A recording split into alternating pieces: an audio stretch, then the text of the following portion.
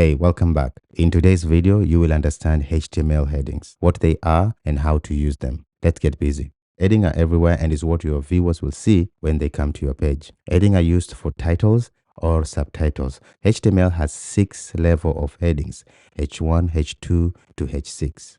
So to add heading in your page, you wrap your text with a H1 to H6 tags, depending on the level of importance. H1 is the most important heading. H6 is the least important heading. Most of the time, you'll be using from level 1 to level 3. If we write all the levels and view them in the browser, this is how they will look. So H1 is my main heading, H2 is my subheadings, H3 is my sub-subheadings, and you get the idea. Something to note is that headings are used for headings only and not to make your text big. Also, don't use more than 4 levels. And there you have it, HTML headings from level 1 to level 6 and the hierarchy of importance. In the next video, let's look at paragraph.